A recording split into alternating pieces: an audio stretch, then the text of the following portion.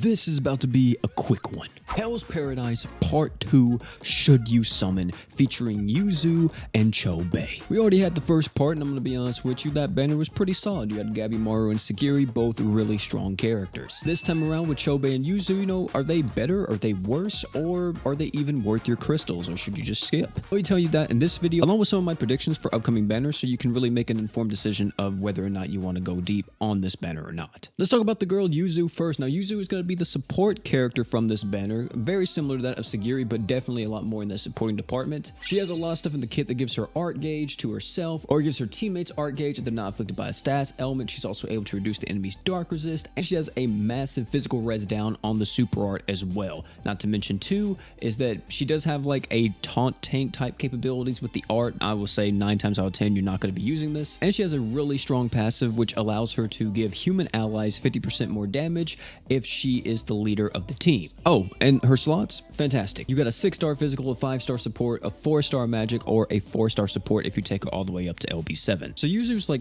really strong in terms of just arch-genning and supporting. She's going to be type E arch-gen, so she's able to stack practically every single arch-genner in the game, including Haruto, War God Finn, all of them. Overall, yeah, she's just a great character. Is she necessarily needed? No, not really, but you can't ever have too many support characters. You know, the more support characters you got just means the more team comps and the more combinations that you're going to be able to come up with for pretty much any character that ever comes out. Next, it's going to be the boy Chobei. Chobei is going to be one of the hard hitters from this crossover, but unlike Gabimaru, he's actually going to be relying on defense ignore more so than anything else. He has a lot of stuff in his kit that just gives him attack up. On the art, you're able to reduce the enemy's break resist by 40%, pretty massive on that one. With the true art, you're able to stack break power while also giving yourself 1 arts per second. By the way, the art gauge will also stack. And then the super art is a massive 160,000% multiplier while also buffing up your own damage by 60% and autofilling your own art gauge by 2 for 65 seconds. And yes, this also stacks the arch gen and the damage ups. If that was enough, he also is able to give himself 100% defense ignore as long as he's above 80% or more HP, and he has a 100 art gauge instantaneously when you start the quest. So yeah, Chobei is just a straight brute in this game. He's all about dealing the major deeps, he's all about dealing damage and breaking the enemy. And he's actually one of the craziest breakers or just damage dealers I've seen. I've seen some crazy clips out there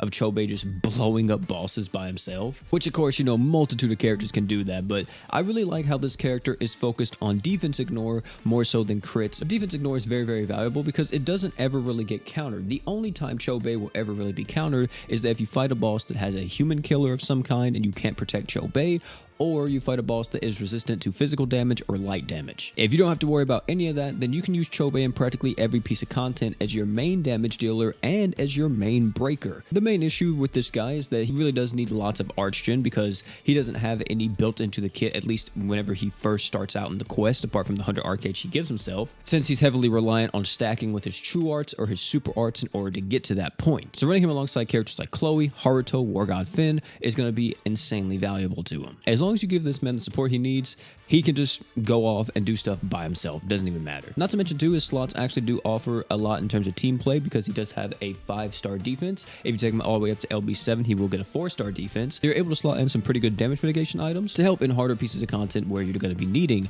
of course, the damage res or whatever else. Definitely a character that's going to be really fun to mess around with, really fun blowing up bosses with him. Also, love his character design, and yeah, I mean, just a great character all around. Pretty much everyone from this crossover is a great character. No one's necessarily above the pack, you know what I mean? Like, no one's breaking the meta, but they're all just so strong in terms of what they can do. Which brings us over to the verdict. Should you summon on this banner or should you not? No matter what, I think that everyone should at least do a free pull on this banner because it is a brand new crossover, and you could wind up lucking out and getting at least one of these characters from that free multi, or possibly even both of them if you get like a congratulations animation. Now, should you go any deeper? No. And here's the reason why I think that. This crossover is only lasting at the time of recording this video 14 more days. After that, the crossover is gone. So what that tells me is that they already have something planned literally for right after it. Will it be a rerun crossover? Will it be a new crossover? I'm not for sure if we're going to go straight into another crossover, but I highly believe that we are getting ever so closer to getting a new story chapter, which of course would mean Sword Demon Berwick will be coming out, and then possibly even Senki after that, then the eventual Star God Lisa. I'm expecting a Star God Lisa